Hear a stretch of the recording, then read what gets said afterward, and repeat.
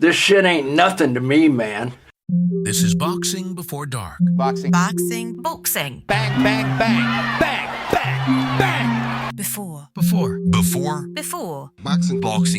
Boxing Before Dark. This is Boxing Before Dark.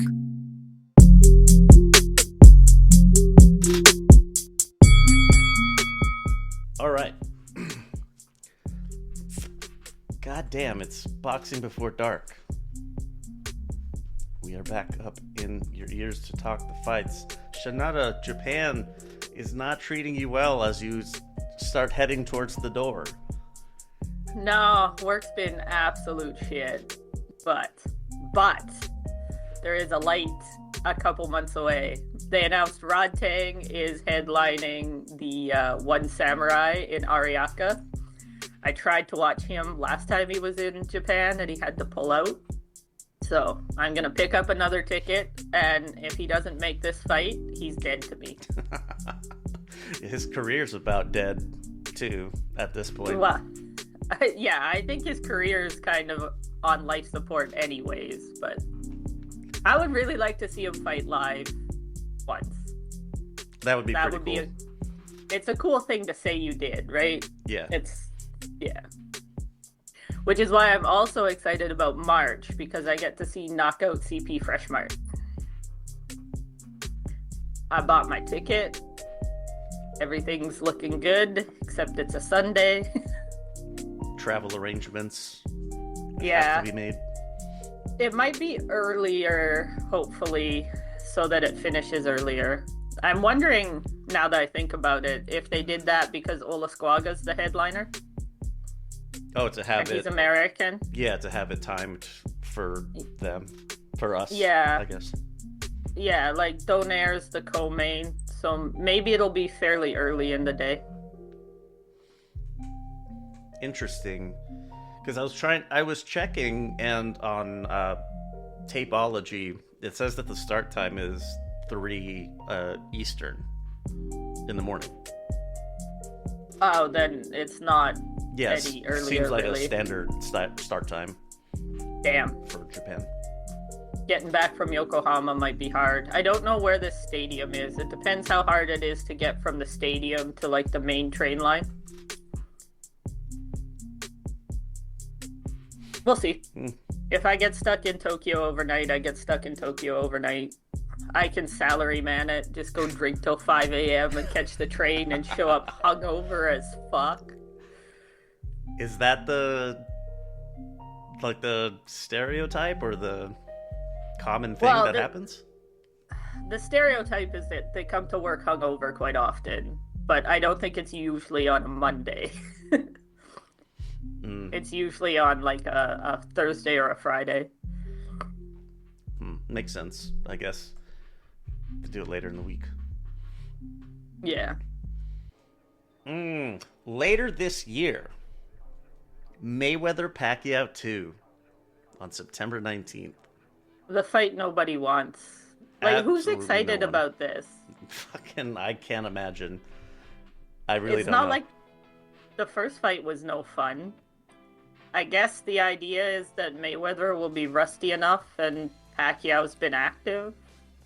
I think that's what they're trying to do. I think it's just two big names that Netflix thinks people will tune in for. If it's free to watch with the subscription, then yeah, probably. I hope Probably they good. stack the undercard, though. Get some, like, good boxing in front of a bunch of casual eyes. That's what a lot of the chatter I've been seeing online is that, like, we're putting two guys in their late 40s, like, as the headliner. It's gonna turn people off to the sport because you're gonna be watching old men well past their primes.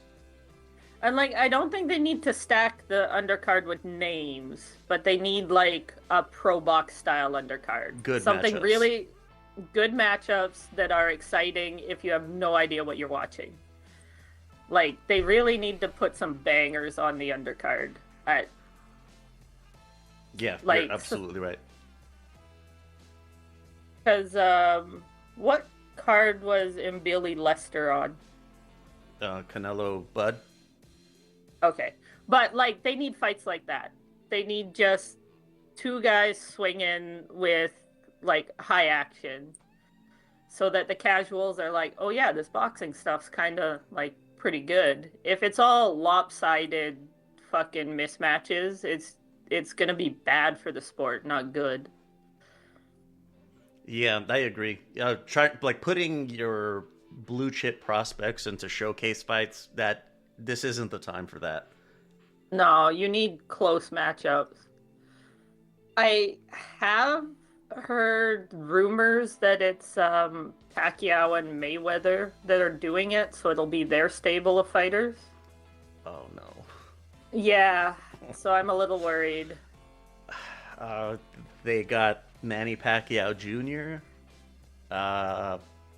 Kermel Moton. Moulton could be flashy and get a knockout, at least. Hopefully, you would think, but he's moving up quite a bit for his next fight. He's moving up like 3 divisions. Yeah, I don't know. I'm a little nervous that this is not gonna be good. Yeah. Then I'm gonna have to field all the fucking questions from other people I know who are going to tune in for this because it's Mayweather Pacquiao. Yeah, like, it could be a really big opportunity for the sport, but I kind of think they're gonna fumble it. I honestly get the feeling as well. Damn. Which sucks. But Well, another spectacle on the horizon. Alexander Usyk is fighting Glory kickboxing champion Rico Verhoeven at the Pyramids of Giza on May 23rd. what the fuck? This must be pretty breaking. I haven't heard this before. This must have broken while you were sleeping, because we've been talking about it for a bit in Discord. God damn. Yeah, that's gonna be a weird fight. Verhoeven's a really good kickboxer, though. Yes. Yes, he is. His record is in kickboxing is 54-10. The only concerning thing is his knockout ratio is really low, so he doesn't have like he's not a power threat. You can't sell it as like a power guy. Right. Yeah. I don't know. I'm kind of done with these circus matchups. I'm not gonna lie.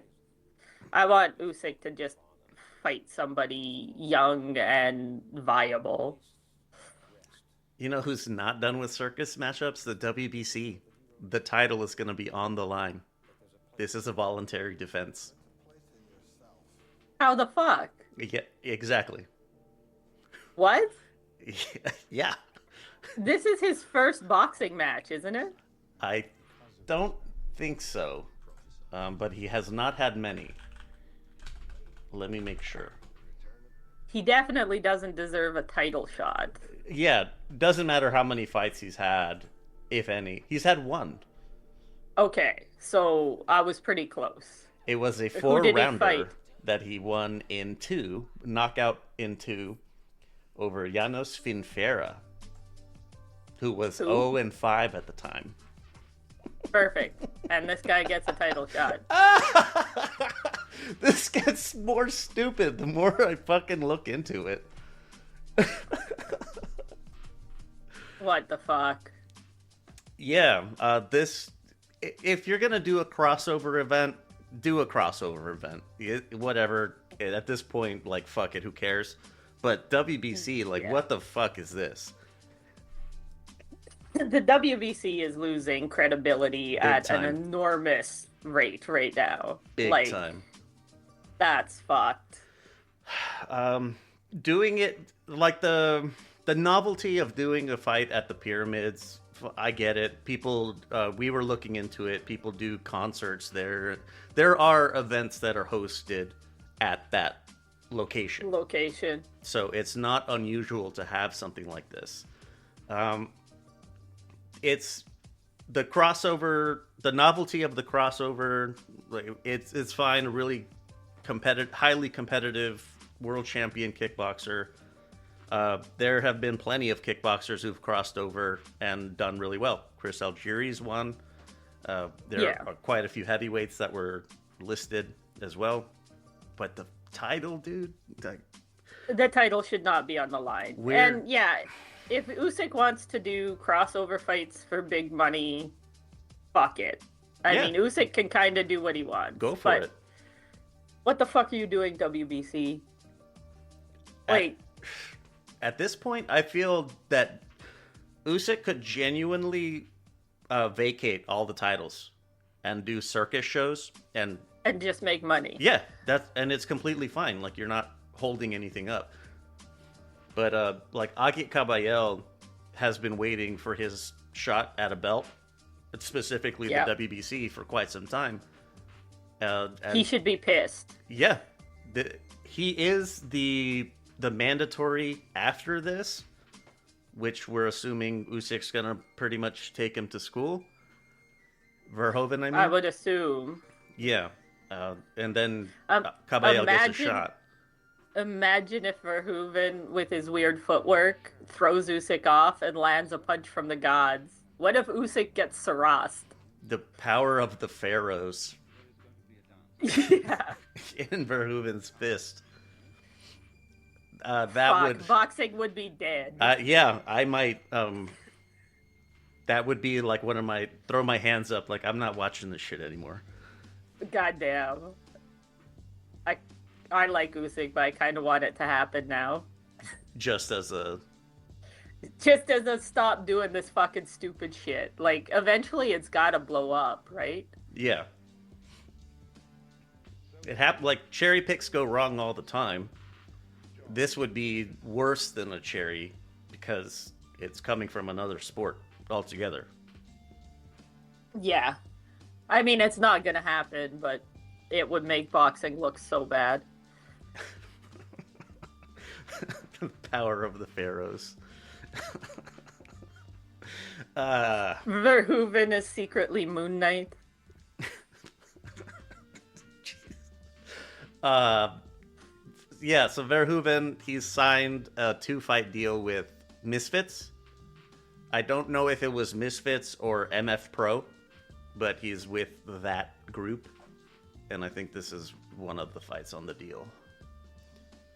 Yeah, I don't follow Misfits at all. But, either. like, Rico Verhoeven's a bit of a legend. Like, if he wants to get his bag, get your bag, man. Like, I don't think kickboxing pays the best. Yeah, definitely not what he's going to be getting paid for this. Yeah, well, and I think the Misfits guys get paid pretty decent for what Misfits is, right? I think you're right. It's owned and operated by one of the original influencer boxers, the KSI dude. Yeah, so, like, he'll make money, so good on him, I guess, but the WBC needs to get their shit together. Take all your shit and put it in a box and get it together. Like, what the fuck? It makes me think of all the situations where WBC has been like citing rules and regulations and bylaws of the organization to strip very qualified fighters, and then you do this. Like, where are your rules and bylaws now? They don't matter if they make a lot of money. Of course, that's all that is driving this. Fucking stupid. Yes, it is. But what isn't stupid? Top Rank and ESPN are at the negotiating table to renew their broadcast deal. Very surprised to have heard of that, just because it seemed like ESPN was getting out of the fight sports game altogether. But I'm glad to see Top Rank is going to find a home. I'm glad Top Rank's finding a home, and honestly, I like having boxing on TV. Yes. Like ESPN or TSN in Canada, those are channels that every sports bar has. So it's accessible. You know, you can go to the bar, and if there isn't a big game on, you can be like, hey, there's boxing on channel 401. Can you switch it for me? You know? Yeah. Yeah, I used to do that with Buffalo Wild Wings. Typically, they only show UFC, Yeah. but I could go to any Buffalo Wild Wings and say, can you put one of these on ESPN? Yeah, like in Canada, Boston Pizza will do that for you every time. But even my local, like just one-off pub by my house would do it if there wasn't a big hockey game. You know, like they have TV set up, they can show 3 channels. They'll switch 2 of the TVs to boxing for you or something. Yeah.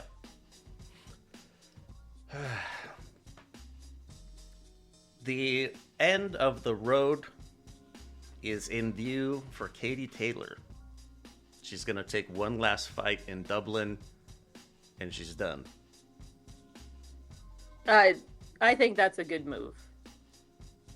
Katie's gotten old, and she's taken a shit ton of punishment. It's time. Yeah, I was going to say it's been time. It's been time for a little while, in my opinion, but one last fight in Dublin, it's going to be fucking huge. People will turn up for Katie Taylor's retirement, and I think she kind of deserves that big send-off. Absolutely. She's a fucking trailblazer, especially in Yeah. Ireland.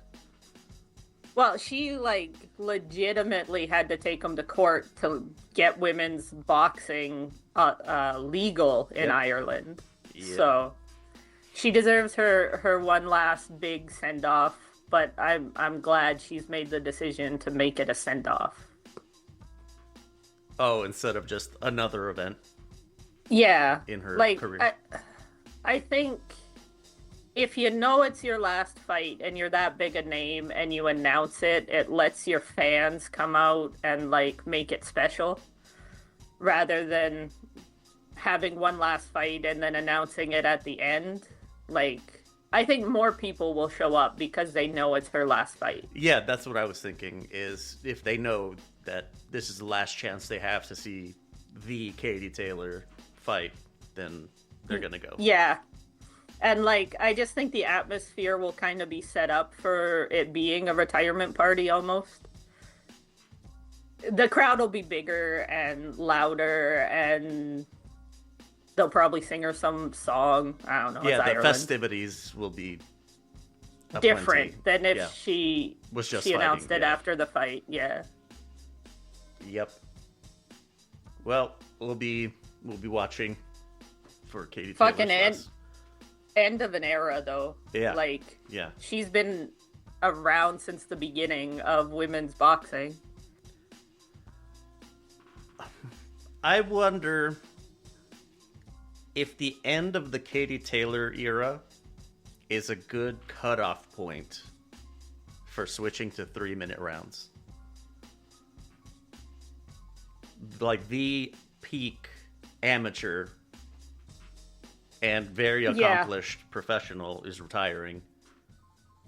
I mean, you've still got the old men making the rules. Well, when has that Yeah, ever gone wrong? I don't disagree with you. I'm just saying I don't think it'll happen. They don't give a shit. Well, speaking of not giving a shit, the Kazakhstan Sports Authority gives Janibek a 6-month suspension. So he pretty much just can't fight in Kazakhstan for 6 months. Okay, but did you see the craziness that came out with all of this? No. Apparently, he had a stroke a few Oh, months fuck. before. What? Yeah. Yeah, I remember the- seeing that in Discord briefly, but I was like, no fucking way. He's a young man. He's fine. Okay, so I actually knew a guy, and he wasn't a professional athlete, but he just trained really hard to keep in shape and stuff for, like, health reasons. And he was running marathons and shit like that, and he stroked out in the gym. Like, I think he's not that much older than me, and this happened years ago. He was probably in his, like, mid-30s. Yeah, it's And about Janibek's age. Shit just happens sometimes. right? So, I mean, if he did have a mini stroke, I think is the way they phrased it. I don't know if he should be boxing. Doesn't seem like a good idea to me. But the doctors don't give a shit. Like, but that was their argument, was that it was leftovers from being in the hospital or something. Because they do treat you with like steroids and stuff to get your blood flowing and things. Oh, right. So that's where the PED pop came from? That was their stance. That's the explanation that they offered. Yeah, it was accidental while he was in the hospital. But that's just fucking crazy too. Like, if you're having mini strokes, you shouldn't be getting punched in the face. He cuts down a lot to stay at 160. And that does not help with stuff like that. Absolutely. At all. Not good for your brain. Not good for your health in general, but definitely not good for your brain. Yeah. To dehydrate yourself that much. So, if they're believing his story, and I assume if it's true, he sent medical records to the commissions and stuff. I assume they would ask for that.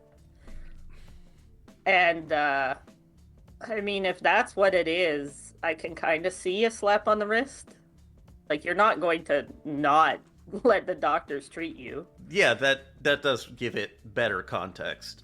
So, But also, if you're having mini strokes, you should retire. Yes. Man,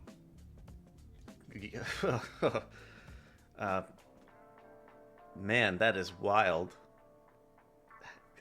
Again, this is just stuff online. I saw on Discord from other sources, obviously. But, like, Vom's usually pretty good about picking his sources to share.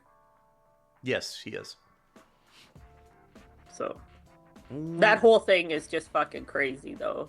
And which organization gave him a 1-year suspension from the day he popped? WBO? Yeah. So, which is also just a slap on the wrist. He probably wasn't fighting within a year anyways. It was leading up to the Lara fight. It was a few weeks away when he popped. Right, okay. Yeah, I don't know. That whole story is crazy. Man, Janibek, what the fuck, man? Another reason why people should all fight closer to their natural weight. Yeah, we'll talk about it a bit in a second. I think Richardson Hitchens pulling out of his fight. Yeah. He also cuts weight like a motherfucker. That was reignited the, should we get rid of next day weigh-ins? Should we just do same day weigh-ins again? I've looked into this stuff a little bit.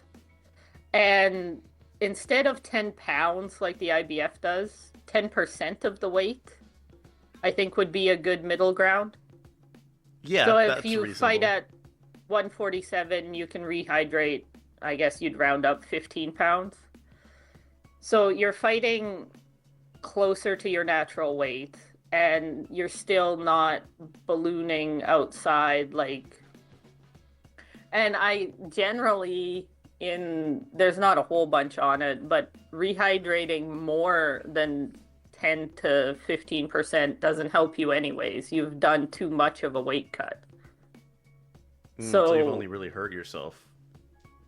Yeah, like it's kind of a bell curve. Yeah. And that, like, 10%'s pretty near the middle of the bell curve. And there's some fighters who can rehydrate better than others and all that sort of stuff. Like, bodies are different. But I kind of think a percentage like that rehydration clause would be effective. Right. And not damaging. 10% at flyweight versus middle is, yeah, those are two very different numbers. Or light heavy. Right. Like, so, like, the 10 pounds, I think, is too harsh for the higher weight classes. It works for the guys I like because that's about 10%. Right. Yeah. But a percentage of each weight class, I think, might be a good middle ground that I don't think anyone's tried yet. They tried same-day weigh-ins and people were dying. They've tried this and people rehydrate so much. But if you keep the rehydration controlled, it might be better for the fighters. We'll have to call Daryl Peoples. Yeah. So I do kind of wish that, and this is many things, but I do kind of wish the boxing commissions would put more interest in science. Like, they could pay for these studies to be done.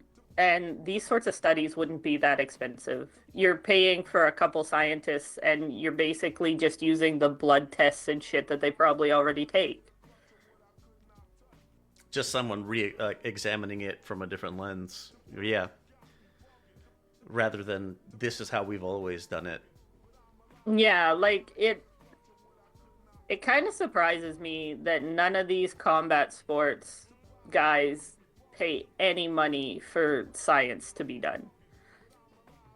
And if you have like people who are already funded pay wise, you're just paying for the tests and giving them work. Like, science is expensive, but there's ways to make it not so expensive.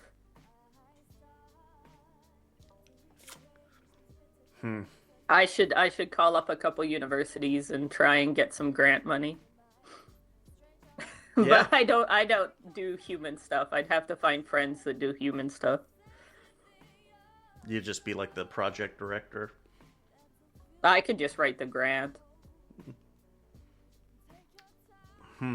Lewis Crocker is pulling out of his title defense against Liam Paro. Why? I didn't see what specifically it was, but I saw that he was injured. When was that scheduled for? I don't remember. It's don't not either. real soon. No, I think it's April. Must be a bad injury if he's pulling out of an April fight. Yeah. Let me see if I can... Find it real quick. Yeah, I want to see what it is. Hand injury. Hand injury, yeah. Ooh, ligament damage is not good. Eek. That might be a career problem. Yeah, I don't think it'll be an ender, but it could become a problem. That sucks. That was kind of a decent matchup, I thought. Yeah, would have been nice to see Liam Paro back in the title picture. It still would have been the weaker of the four champs. Yeah, but still. Yeah. And Ireland in Australia, like, people would come out for that. Oh, man. Will people come out for this double headliner? Lawrence Okoli versus Tony Yoka. And Bakari Samake versus Ermal Hadribey. I think it is. Hadribey. No. No. April 25th. Nobody cares about any of these people. In Paris. In Paris. Yes. We'll have to send Vom. He lives in Paris. To go heckle Tony Yoka. I honestly could not care less about Okoli or Yoka, and I honestly don't recognize the other two names. I don't either. I don't know if you do. Okay. No. Yeah, I do not give a shit about this card at all. Do you give a shit about Andrew Tabiti signing with Zuffa? No.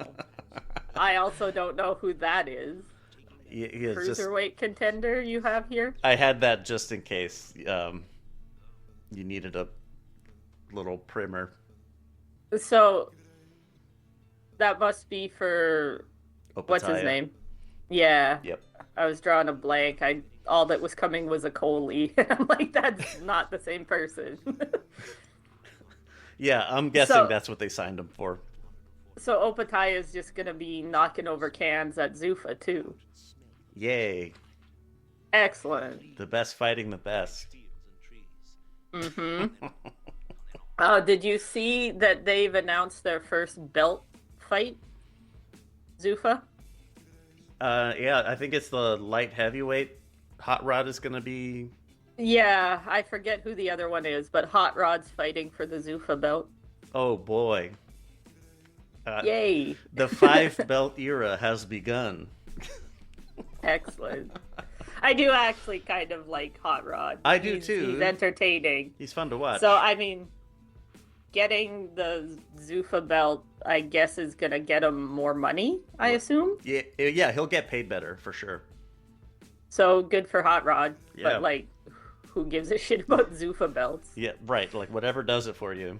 If the Zuffa title fucking gets you going, then have at it. I mean, he signed with them, so what else is he going to fight for? Right. But it's not like he was getting other title shots anyways.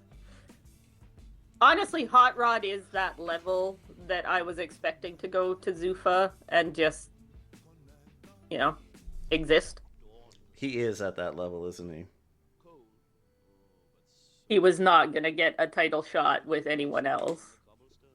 No. The Pro title... box title. Right. The title picture for light heavyweight is jammed up with Bivol, Beterbiev, and Benavidez. Yeah. Not a chance. So, like, for Hot Rod, it made sense to go to Zuffa, and I'm glad to see he's going to make more money. Speaking of making money, Frank Warren is filing suit against, I think this is Sella and TKO and Zuffa. And I think Turkey is listed, or is that Sella? I think he's the Sella. Okay. Yeah, Frank Warren doesn't lose very often. 1 billion is madness. I don't think he's going to get that, but it would not surprise me if he has a real case. Frank Warren doesn't file nonsense lawsuits. Like, he's not litigious, I think is the word. Well, he is litigious, but only when he has grounds. Okay. Shrewd, litigious man. Yeah, like, I don't know. This is interesting. I'm interested to see what happens here. Yeah, so for the uninitiated, the lawsuit is that Frank Warren was supposed to be like a partner organization as those entities built up their boxing operations.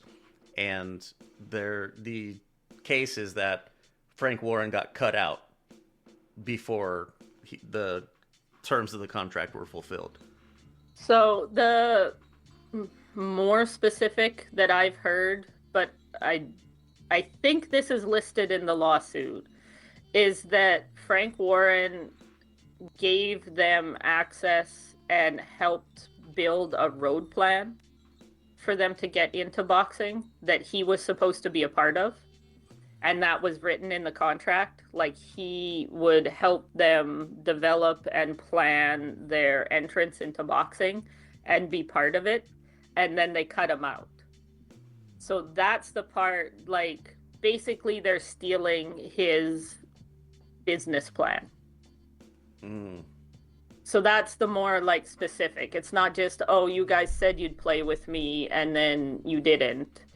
It's, we talked specific business strategies and I helped them design these business strategies, and that was part of the contract. And then they broke the contract when they took me out and stole my IP, basically. Yeah. I don't know the right words for business stuff, but Proprietary information.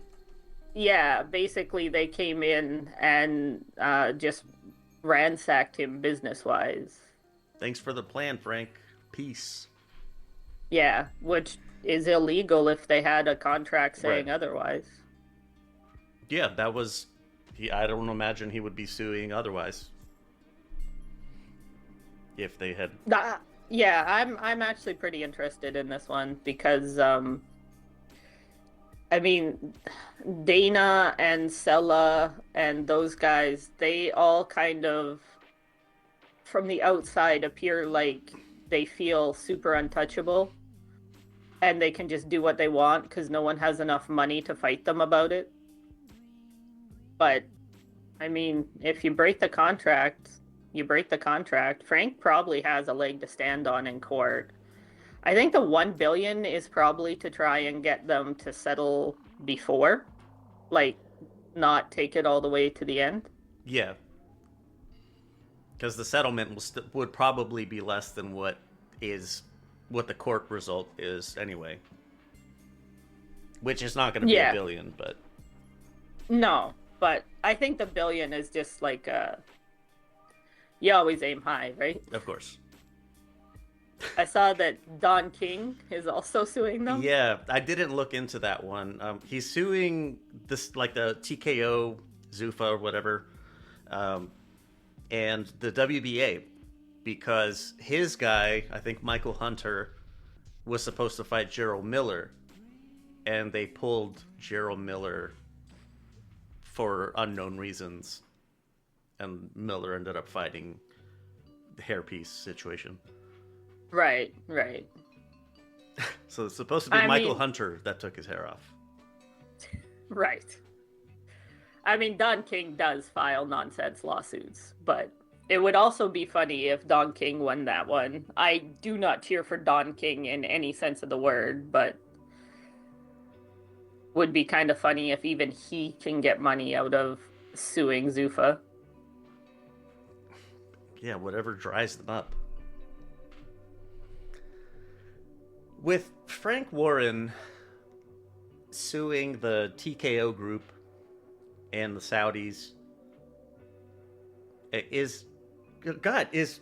and then we've talked about it previously with Eddie Hearn and like really keeping American fighters busy. Are the fucking Brit promoters saving American boxing right now? They might be. God. I mean, those two are the only ones that are really in the old guard doing anything.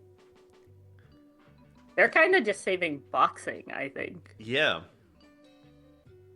They've been keeping Top Rank afloat. That's for sure. Yeah, I kind of hope we see the old guard circle the wagons and get Zuffa fucking in line, at least. I don't care if they exist, but this "we're gonna change everything" has to stop. Yeah. There has to be some compatibility with how Zuffa operates and how everyone else does. A bit. I don't want a UFC style boxing entity. Zuffa signs Conor Benn to a one-fight deal worth $15 million to fight Regis Prograis at 150 pounds. That's fucked. Everything about it's fucked. This was entirely them spending a shit ton of money to piss off Eddie Hearn.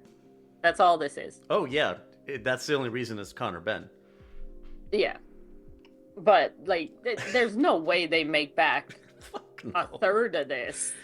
Who the fuck cares about Regis Prograis? This is going to be on the Tyson Fury Makhmudov card. So I guess they want to get Brits watching, but they were going to watch anyways. Nobody is tuning in for Conor Benn specifically. Yeah. That wasn't already watching Fury. The salt from the UFC fighters has been fucking tasty. They are fucking livid that Conor Benn, of all people, it's a lot of who the fuck is this guy? And he's getting 15 mil for one fight. What's that, like 10 times what the UFC guys get? Yeah, at least. To fight nobody. Like, Regis isn't a nobody, but nobody cares about Regis Prograis. Like, he's not a big name. Nope. I don't know. This is fucking stupid. I think it's pretty goddamn funny. Let's spend $15 million just to piss off Eddie Hearn. Like, For one fight, after which Conor Benn can very easily go back to Matchroom. It's a one-fight deal, I mean, dude. maybe, but Eddie seems legitimately, like, Hurt? Yeah. by this. I don't know if Conor can go back. That's a pretty big backstab. Especially if it happened the way Eddie says it did. Like, not even taking a phone call. Yeah. I haven't seen anything from the Conor Benn team about it. On how it went down. Dana said that's not how it went down, but you can't believe a word he says. Dana can suck a dick. Give a shit what that piece of shit says. What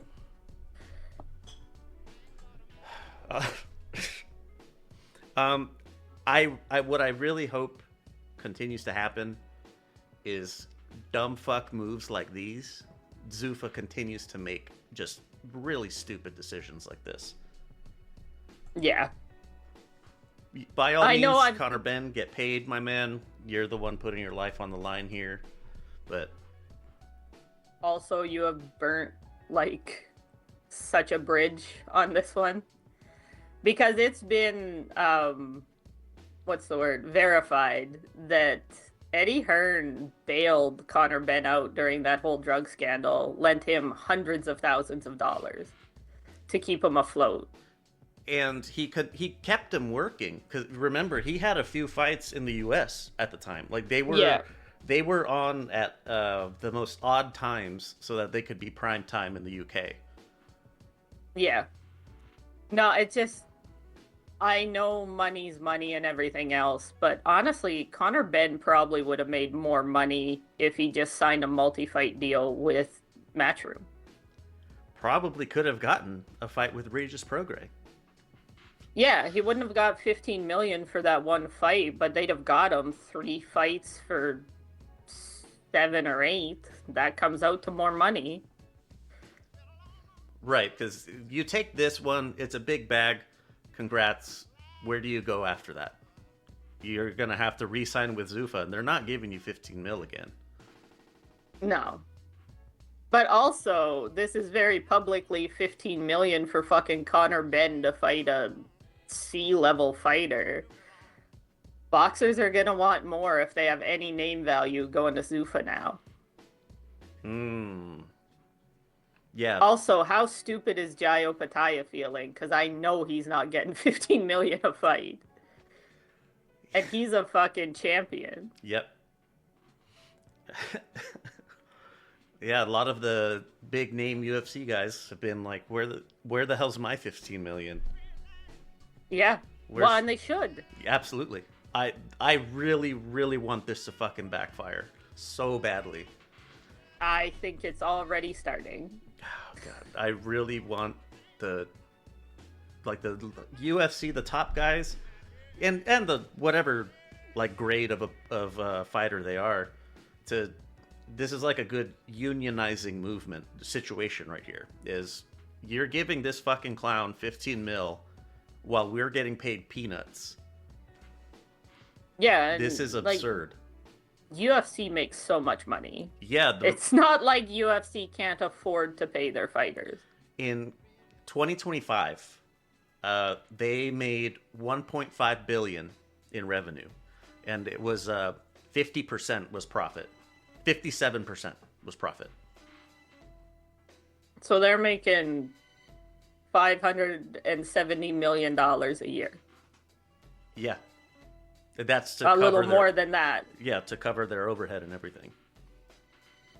Yeah, they don't have $500 million in overhead. No, they don't. 1.5 billion, 57% profit. That's 1,000 Connor Benns. Where is why can't the UFC dudes get paid? The money is clearly fucking there. Yeah. I think this move into boxing is going to backfire on Dana, or I'm hoping it does, and it's going to be great. Pour me out some of your finest haterade, because I absolutely hope it fucking backfires too. Anything more for the news? Because we still got fights to talk. No, I don't think so. All right. Little bit of information. The social media stuff, LVX Media Net. That's the handle everywhere. Wherever you're listening, hit us with the rating. It fucking helps move us up the goddamn search algorithm. And if you want to get yourself a nice little boxing calendar, lvxmedia.net/boxing. And while you're there, check out the Wayside Sports Review. You can see Josh rant on text. All right. And we never plug them, but we do have some merch. There is a store. Dandruff doesn't just affect your hair, it chips away at your confidence. But I'm here to tell you, it doesn't have to be this way. It's time to say bye to Flakes with Flakes. Flakes isn't a scented wash you get from the grocery store that just masks the problem. It's a powerful, medically formulated treatment designed to get to the root of the toughest dandruff.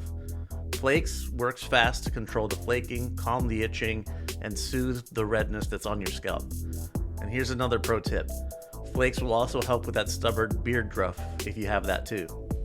Imagine feeling completely free to wear whatever you want, whenever you want to. Imagine just focusing on your day and not on your scalp. That's the difference that Flakes makes. Go to lvx.be/flakes for a nice little discount while you help us out a little bit in the process. Don't settle for temporary fixes that smell like the produce section of your grocery store. Fight back with the shampoo that dermatologists trust. lvx.be/flakes. Do you have that nagging feeling of being exposed when you're online? In today's world, a simple antivirus isn't enough. Your digital life, your photos, your bank accounts, your family's privacy, it all needs more than just a basic firewall. You need Malwarebytes. Malwarebytes is your complete shield against the chaos of the internet. The powerful next-generation antivirus instantly quarantines threats, locks down malware before it can do any damage. But it doesn't stop there. It includes an ultra-fast, ultra-private VPN to encrypt your connections, keeping your location and data private while you're on public Wi-Fi. Plus, the integrated ad blocker makes your browsing cleaner and faster. Whether you're protecting your personal machine or securing the whole household, Malwarebytes is a plan for you. Go to lvx.be/mwb, but find the subscription that's right for you. Don't wait for the next error message. Take control of your digital peace at lvx.be/mwb. Oh man, recap shit. It is a good time for recaps. For the recaps, first one, Thursday, February 19th, Ohashi Promotions at Korakuen Hall. Fucking, do I know who these people are? Not really. I only know Jin Sasaki gets the stoppage win. I say win with very heavy irony over Marlon Bagalpalan. Yeah, Jin Sasaki looked like shit. Straight up trash. Yeah, he just high guard, getting lit up, and he does have power, so yeah, that's he what bailed him himself out. Mm-hmm. Yeah, but he just looked like shit. Jin Sasaki probably should consider not boxing anymore. I think. I agree. After seeing that, yeah, absolutely not. That it just absolutely no skill, and he was just taking a shit ton of punches. I assume they chose somebody who didn't have much power, which was a good choice, because anyone with any power would have knocked him out again. Yeah, the amount of punishment to the body he was taking would have been the perfect setup to just nuke him in the face. Yeah. Yeah. No, Jin Sasaki looked like straight ass. And I know we're going to have listeners going, he always looked like straight ass. But, like, this was worse. Yeah, this is worse than his usual level of trash. Man, speaking of trash, Saturday, February 21st, at the Nottingham Arena, Matchroom. Let's see here. Leo Atang, congrats, stops Dan Garber in 1. You get to keep the name. Yep. I get the feeling he's going to be keeping the name for quite some time. Yeah. He's pretty solid, and if they he's going to crush cans as long as they put him in front of him. Speaking of cans, fucking David Allen stops Kareem Berachem in 1. Did you see his interview with, what's the British podcast? Propa Boxing, I think. No, I didn't. After the fight. He was at like a fucking McDonald's playpen with his kids or whatever, and it just had him on like FaceTime. The kids were so loud he had to go outside, but his plan is 2 more fights and then Zhang. That's the roadmap for Dave Allen, according to Dave Allen. All right. I'd watch it. Why not? Yeah. Fucking why not? I mean, Zhang's a million years old. Maybe he's slow enough Dave Allen can avoid the right hand. Left? I forget which one Zhang throws hard, but... I think he's a lefty. Yeah. After I said right, it sounded wrong. But, I mean, you gotta kinda love Dave Allen just because he's Dave Allen, but... He is a lefty. Dude is not... He's not gonna live very long when he can't box anymore. He will be destitute within a year. There's that, but like he just also goes into hard depression and eats himself to death. Like he was talking about how he was morbidly obese. Like I know he's a big guy, but he was like, I was 350 a few months ago. Or not months, but like Jesus Christ, man. Like this man legitimately is just gonna die when he doesn't have boxing. So keep letting him knock over cans, please. People come watch him. He's fun in interviews. Like, yeah, he's a character. He's a fun character. Yeah. I don't know. Speaking of fun characters, Molly McCann gets the scoring referee points decision. Sandy Ryan squeaks it by to claim the super lightweight title.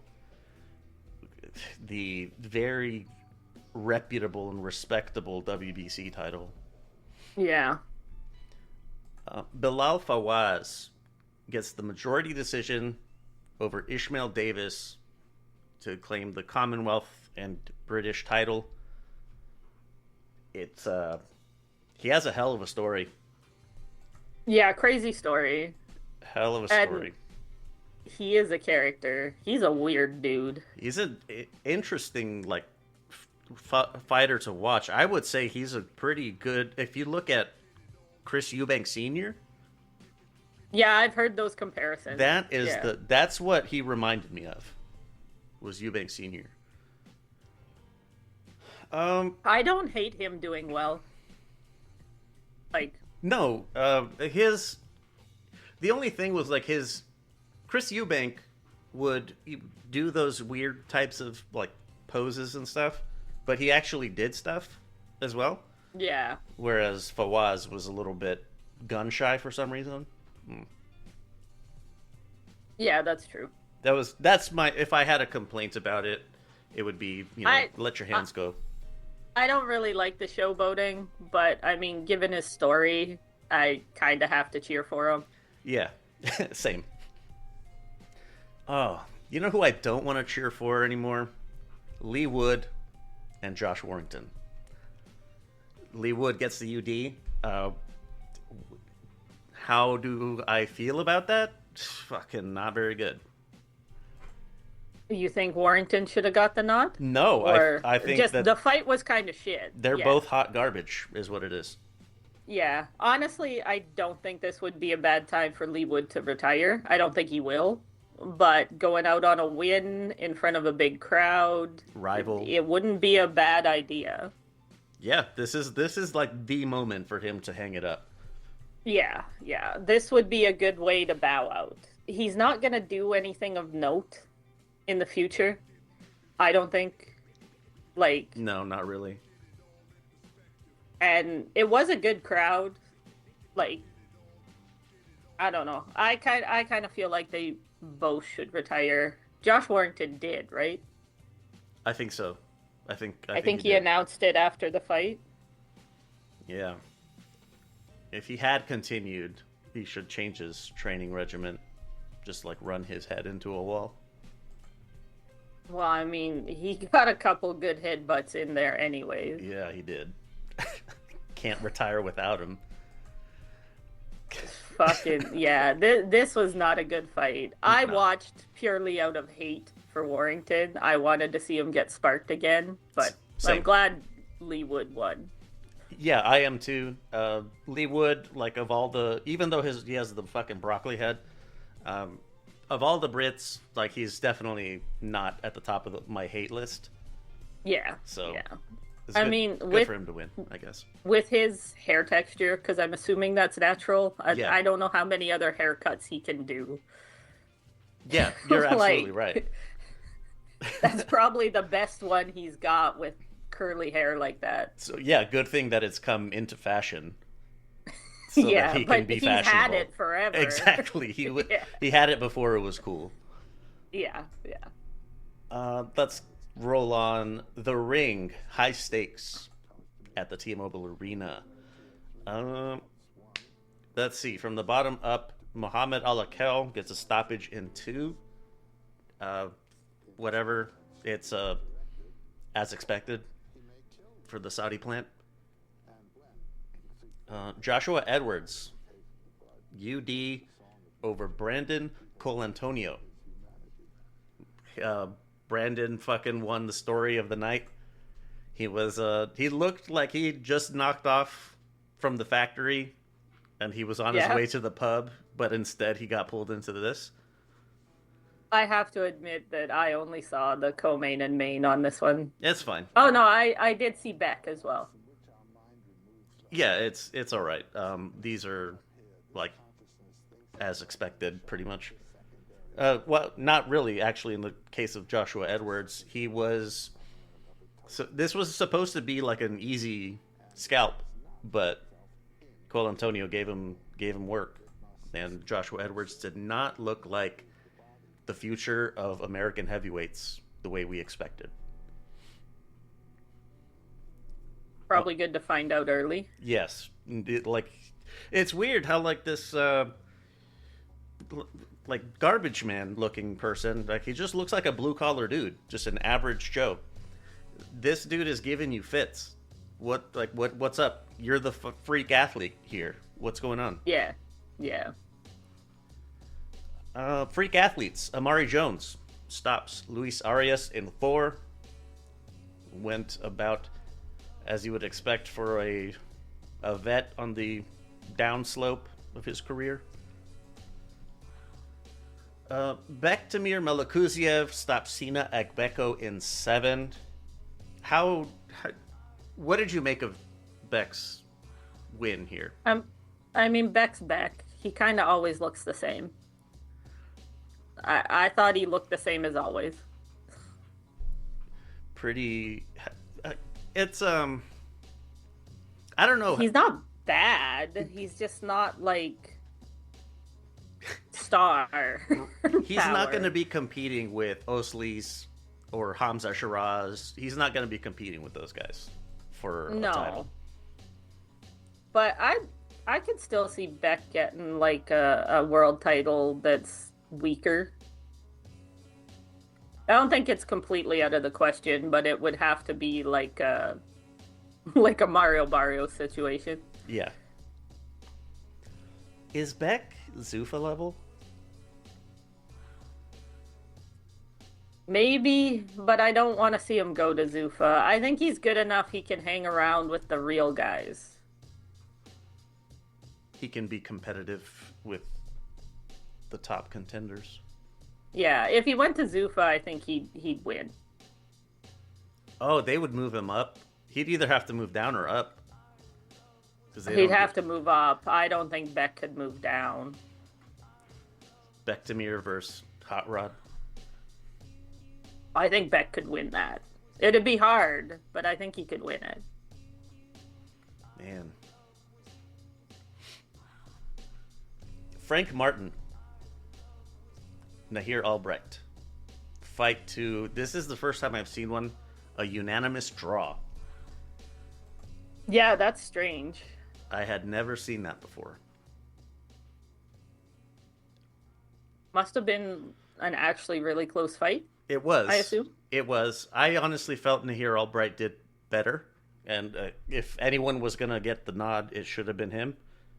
But Frank Martin is the house guy. So what do you expect? Hopefully they do the rematch. Frank Martin showed some limitations. Kind of showed himself to be one trick-ish. Like he has this... He uses his athleticism to kind of hop in behind his left hand, and then he pivots on it and tries to throw a combination off the pivot. And he kept doing that.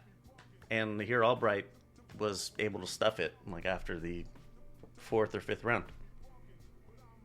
I mean, yeah, if you have a pattern, good people will figure it out. Yeah. They both said they want the rematch, so I really hope they do it again. I think Frank Martin might be heading into the fraud watch territory. He's getting kind of old. Yeah, and he's not doing a whole lot. Moving up, supposed to be... Well, this was canceled. Richardson Hitchens versus Oscar Duarte. As we discussed earlier. It's supposed to be the co-main. The people's main event. Gary Antoine Russell. UD win over Andy Hiraoka. To me, this went as I expected. Where Andy's going to be able to use his... He is a pretty damn good athlete as well. Like, he's really athletic. And he was going to be able to use that to take...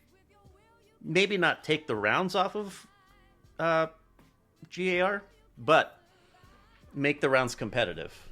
So even though it was a unanimous decision, and I think the scores were wider than the fight was.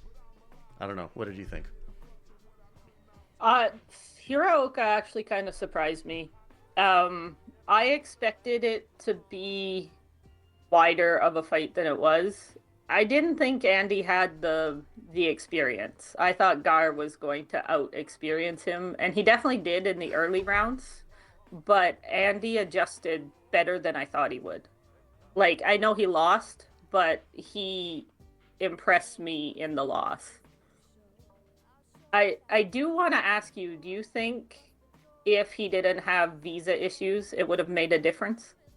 Oh, if he had gotten... adjusted, like the jet lag or whatever? Yeah, well, and I don't think it's just jet lag entirely. Like, that must be a little distracting. Maybe not. I don't know. I don't know. Yeah, I mean, we'll never know, but I kind of think this fight was going to go this way anyways. Yes, I agree completely. My support of Hiraoka was just for him to give a good account of himself and kind of put people on notice. Like, he's actually a legit contender, not just some undefeated, only fought in Japan bum. And I think he did that. I think he so. Succeeded at that. Yeah. Like I said, he did much better in the later rounds than I thought he was going to.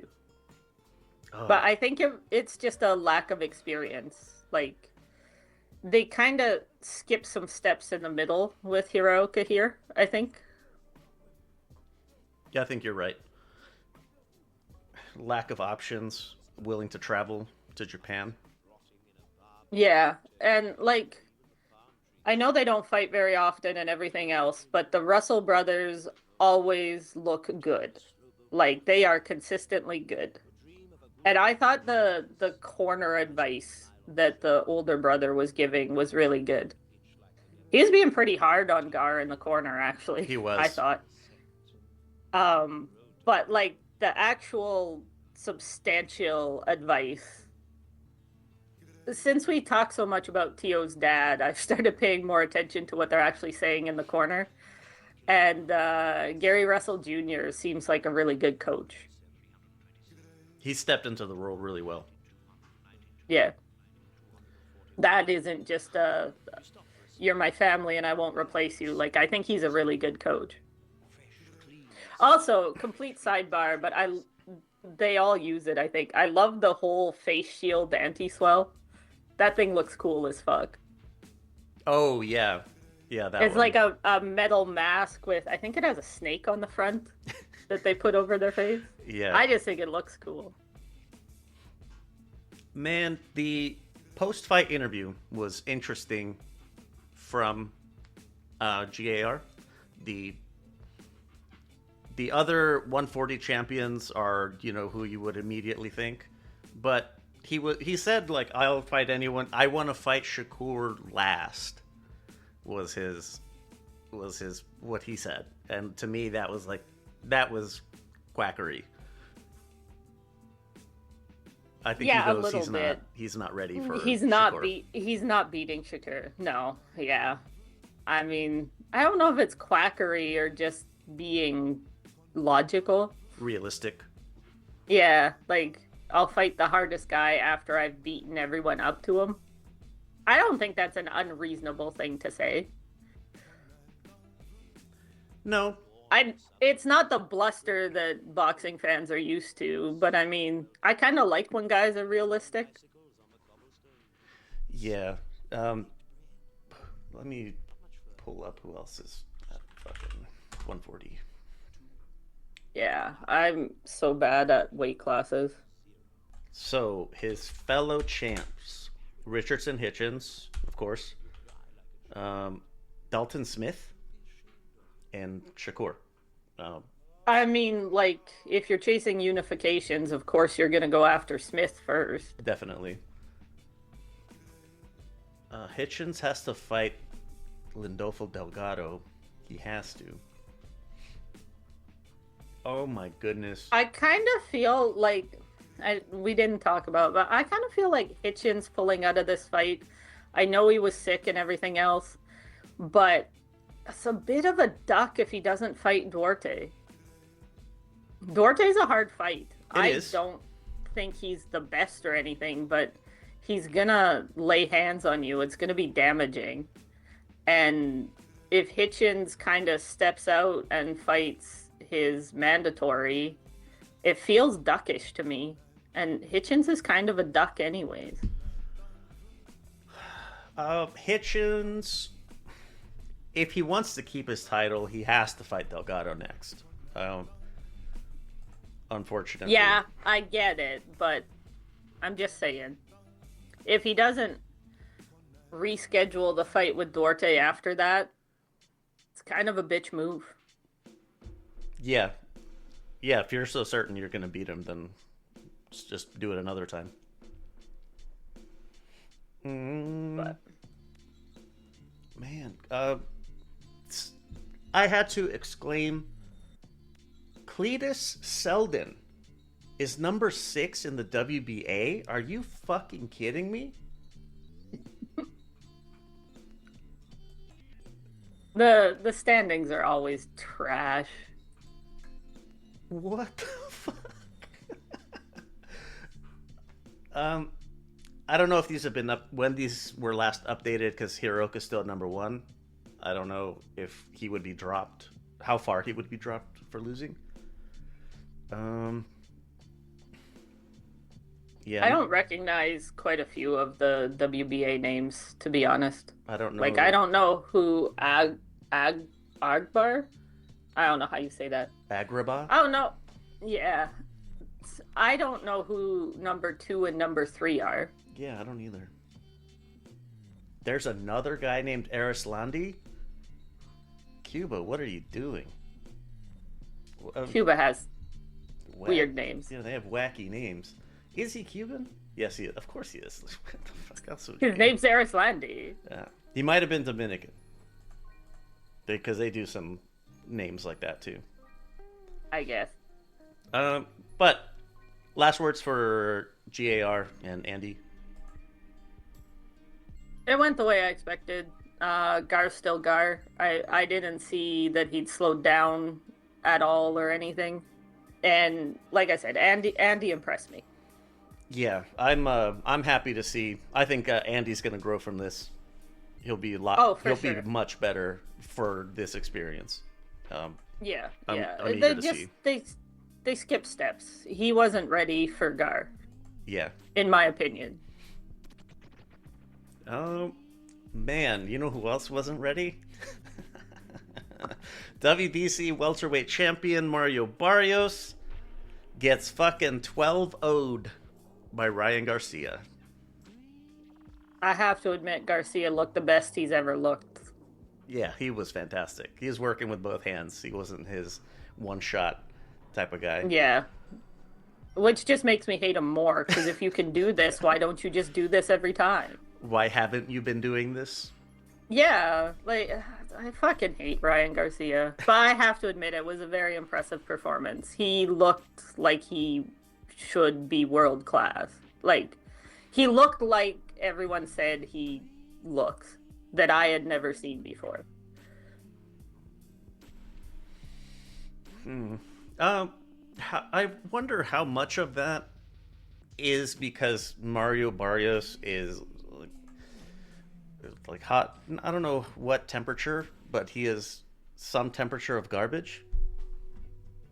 I don't think he's hot garbage, but Mario Barrios overachieved. Like, he just straight up overachieved for the skill set he has. That is applicable in more than one way. But yeah, I heard that Garcia hurt his left hand. That might be the best thing that's ever happened to him. He had to use both hands. This is a situation where a father trainer was fucking on point. Well, and like apparently, I don't know anything about his dad, but his dad was his coach all the way through amateurs when Ryan looked really good. So maybe this is a case where that's the best matchup. Yeah. Because Ryan seems fucking impossible to coach. But maybe his dad has figured out how. Yeah, I think you're right. Like, Derek James and Joe Goosen, whatever their faults might be, had issues. Yeah, well, and like Ryan got kicked out of, was it Eddie Reynoso's? Yeah, for camp? the Reynoso camp. Yeah. Like, this might be a case where the fighter is just so hard to work with, it has to be somebody close to him that can manage his crazy. Yeah, I don't see anyone better suited. So, yeah, I fucking hate it, but Ryan looked really good. if only people could see your expressions as you're having to say all this. I am biased as fuck, but I have to admit he looked really good. Man, I think the possibilities here are pretty fucking spicy, because he has 2 rematches that he has to take, right? He has to avenge the Raleigh loss, which is a unification fight. He has to fucking get back the no contest with Devin Haney. Yeah. Yeah, I mean, like, those are exciting fights. And if this Ryan shows up for either of those fights, I think he probably wins. Yeah, I think you're right. The only thing I could see happening with Devin Haney that would be different is that Devin Haney's able to withstand the power a little better. At the higher weight, Yeah. And, I mean, Devin Haney got caught bad early. If that doesn't happen, he might be able to outbox Ryan. Right? Because, like, he got up, but I don't think Haney ever really recovered. Mentally, if nothing else. I don't think just mentally. I think he was pretty rocked that entire fight. Like, I don't think his legs were doing what he wanted them to do. So, if this Ryan shows up, I think Rolly gets steamrolled, unfortunately. But the Devin Haney fight is one I would actually like to see. Because I think that could be a really close fight. If Haney avoids getting caught early in the fight. Man, Lewis Crocker left standing out in the rain. That might be the best thing for Lewis Crocker right now. I wonder if he can swing a voluntary against Paddy Donovan, because that could be a really big UK fight. Like, people would turn the fuck up for that. They turned up for it the first time. Oh, they already fought? I don't. It was a vacant title fight when they fought. I don't watch this weight class very closely. That's all right. But yeah, I would like to see Garcia Haney too, and I think that's a pretty big fight. So Ryan Garcia in the post-fight interview said only one name, and that was Shakur Stevenson. I don't. You got fucking solid rivals here. I'm not sure why you're wanting to jump down. Well, or drag up Shakur. Ryan said they first said 144 catch weight, and then Ryan said, "Fuck that. I'll go all the way down, and I'm going to take your title." I don't want to see it. I don't either. Ryan's gonna be drained at that weight. He'll have a built-in excuse. I don't want to see a catch weight. Like you said, he's got good fights here. Stay in your fucking lane. Wait for Shakur to move up. Yeah, it's gonna happen. Right. It's a matter of time before Shakur gets there. So deal with the business you have in your neighborhood, and Shakur's gonna come there anyways. Number one contender is Conor Benn. Yeah, people were convinced that they were paying Conor Benn that $15 million and they were going to get the Ryan Garcia fight because that was the only fight that made sense for that much money. And Conor Benn's fighting Regis Prograis. Regis fucking Prograis. Oh, man. Going back to Lewis Crocker, you said the Liam Paro fight was canceled, right? I think it's canceled. I don't know if it's because postponed. Paro hurt his hand, though, not the other guy. Crocker hurt his hand. Right. Yeah, I think Lewis Crocker needs to just milk that injury and stay out of the fire for a little while. Karen Chikadzian, the dude that fought Boots twice. He has a final eliminator with Paddy Donovan. Man, the IBF just loves to recycle their people. Yeah, Lewis Crocker, man, just stay fighting your cheeky Mandos. Yeah.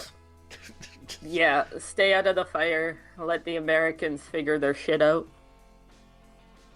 Really, like if in my ideal world, Ryan Garcia avenges the loss to Rolly, then he 3-belt unifies with Devin Haney, and then off to the side, little Lewis Crocker comes into the picture just to complete the set.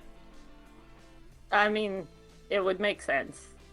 But I would fucking love if Rolly pulls off the upset again. Unified champion, Rolly Romero.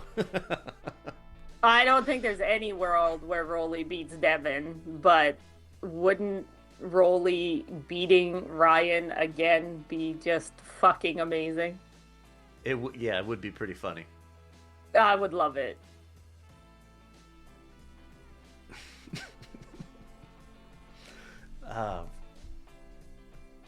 Yeah, Lewis Crocker, you got to settle that Liam Paro shit. And then you're going to have by the time that's done, you're going to have another mandatory lined up.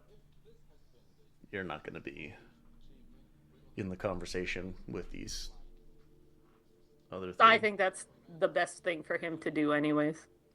It would be ideal for him. Yeah. All right. Let's move to the last fight, or last card. Sunday, February 22nd. 3 that I was tracking. Danielle Perkins stops Shay Canelli in 6. Atif Olberton wins by end of first round retirement. Joseph George sat on his stool and he just straight up keeled over. Yeah, that was really weird. I did not like that they kept him in the ring. Get the fucking ambulance in there. Like, even if it's just for a while. Best case scenario, it's some weird dehydration thing. Worst case scenario, he's got some weird brain bleed. Like, why are you keeping him in the ring for 15 fucking minutes? Get him on a stretcher, get him in an ambulance, and take him to the hospital. They did eventually get him there, and from what I read, a first-hand account, or a first-hand source, is that he's okay. So that's good. But yeah, it but was a weird delay. I didn't like the way they handled it. I thought it was ridiculous. You know what else was ridiculous? Clarissa Shields main event gets the UD 10-0s Franchon Cruz DAZN. It was a fight that happened. It certainly was. It was boring as fuck. It was pretty bad. Pretty hard to watch. For whatever it's worth, Clarissa Shields got nearly 20,000 people in the arena. So fucking get after it. But yeah, but there's nobody for her to fight. There's nobody there. There's nobody around. No. That's always been Clarissa's problem. Lack of opponents. Yeah.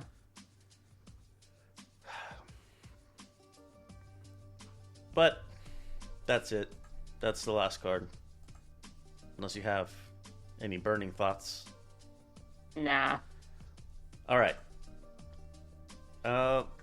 Last bit of notes here. Phone line 833-589-7637. Hit me up in WhatsApp. Give me your spiciest takes. What did you think happened to Joseph George when he keeled over? What did you think of Ryan Garcia beating the piss out of Mario Barrios? Discord. You hear us reference people. Or reference the chat, Discord, the server. You hear us mention people that are in there. So if you want to join the conversation, lvx.be/Discord. And if you want a little behind the scenes stuff, ad-free stuff, patreon.com/LVXMediaNet. What if your best thinking day wasn't a lucky accident? What if you could access that clarity, that sharp focus, that feeling of being completely on whenever you need it? We live in a world of distraction, where mental fog can settle in before noon. You need a natural edge, a simple way to clear the noise and elevate your mind. Introducing psilocybin, the daily supplement powered by extraordinary magic mushrooms. For centuries, these mushrooms have been revered for the unique compounds that support brain health in very groovy ways. Psilocybin has harnessed that power, making it easy to integrate it into your daily routine. When you take psilocybin, you're not getting a jolt of caffeine or a rush of sugar. You're nurturing your mind's long-term health and inner tranquility. Experience better focus for complex tasks, sharper memory recall, or a consistent, calmer energy throughout the day. Whatever you need, psilocybin has a supplement for you. Ready to cut through the mental clutter? Are you ready to tap into your highest potential? Go to lvx.be/soul. That's lvx.be/soul. Get yourself a nice discount while helping us out while you're at it. Unlock your mind's clarity with psilocybin. Look around you. The food on your plate, the plants in the garden, they all depend on one tiny little hero, the honeybee. But bees are struggling, and the health of our planet is at stake, not to mention a third of what's on our dinner plate. Project Honeybee steps in with the belief that saving the bees can start with something beautiful. With a catalog of stunning bee-themed jewelry, necklaces, earrings, and charms that capture the spirit of the hive. When you wear a piece from Project Honeybees, you're not just wearing art, you're wearing your commitment to the buzzing buddies. Every single purchase directly funds conservation efforts, creating safe bee habitats, sponsoring research, and educating communities. It's beautiful jewelry with a purpose. Go to lvx.be/bees to get yourself a nice little discount and help us out in the process. Make an impact and look incredible while doing it. Find your next piece today at lvx.be/bees. Wear the change. Buzz, buzz, bitch. We do not have a lot on the horizon. Yeah, this is pretty weak. Yep. Thursday, March 5th. Eye of the Tiger. This will be streaming on Punching Grace. The fuck is that? Exactly. I went to check it out. It's whatever. It's a site. But it's free? Yes. Well, on a weekend like this, it might be worth watching. Oh, let me double check something here. What? But Eye of the Tiger is always such mismatches. Like, I don't like their cards. They're usually pretty shit. I guess you get to see knockouts. Steve Claggett, his opponent is still TBA. For a week and a half away. Yep. Excellent. So that's going to be a real good close fight. Who else did I have on here that I was... The co-main, I think it's the co-main. Leonard Perez, cruiserweight contender, is fighting Isaac Chilemba. Holy shit. What? Isn't he like 100 years old? Yeah. Fucking Eye of the Tiger, man. Leave Isaac alone. Oh my goodness. His age isn't listed. It's because he's inactive. When was the last time he fought? I'll see if I can find his age. May 2024. It's the last time he fought. He was born in 87, so he's not as old as I thought. Man, he's just been around for a while. But a fucking Eye of the Tiger. Like, they are anti-pro box. A long time ago. Wait, is it Isaac Chilemba? Hold on a second. I want to get this right. It was someone else. Never mind. I was thinking there's a person that we used to refer to as the banana peel. But it's not Isaac Chilemba. I think Isaac Chilemba usually loses when he's supposed to. Yes, he does. The person I'm thinking of, I think it's Darnell Boone.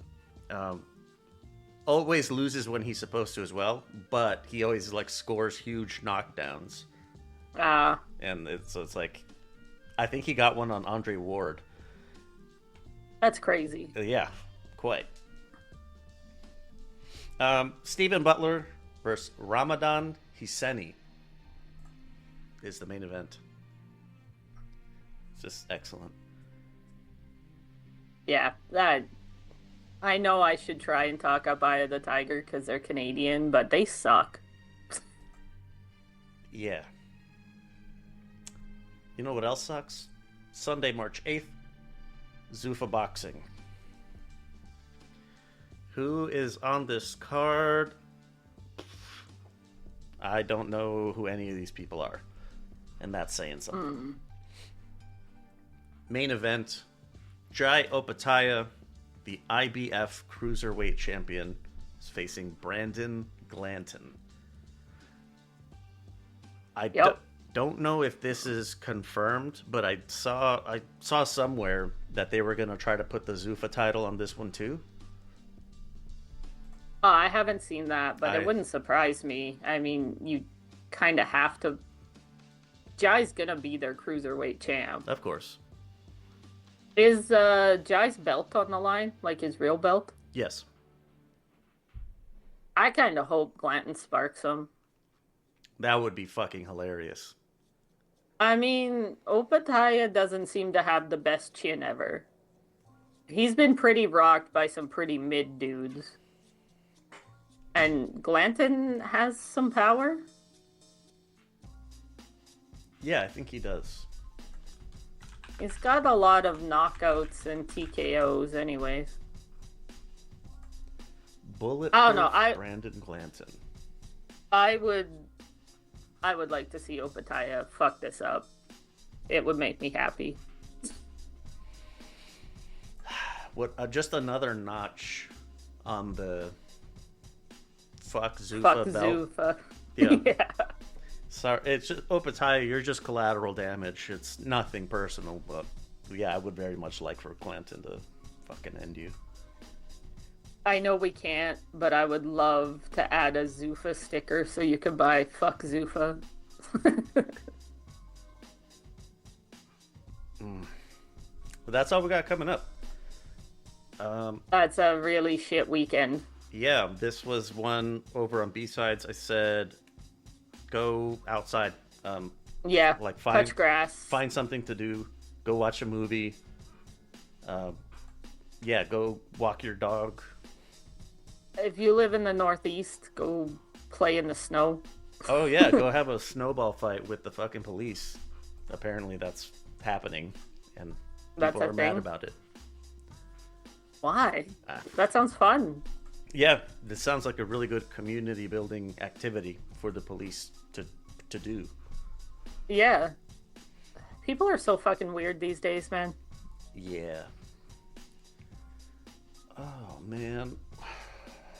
Newfoundland, where I did my PhD, has gotten hit with crazy amounts of snow. It's like record for them.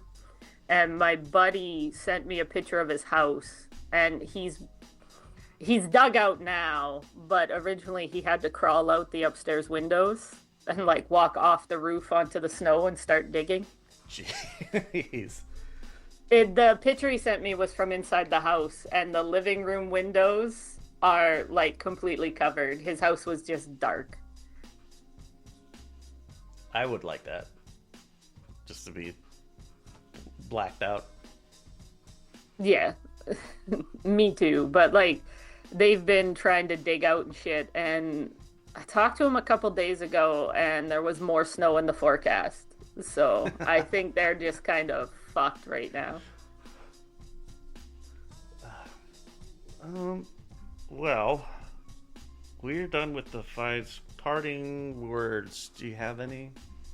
Go touch grass. Yeah, go outside. Fucking, if you're into MMA shit, we mentioned 1FC like at the very beginning. If you like MMA shit, Ultimate Effing Casuals. So yeah, I keep it fucking busy. I will find the most random shit I can. Did you know the UFC or the TKO that operates UFC? They also operate Zuffa Boxing, as we know.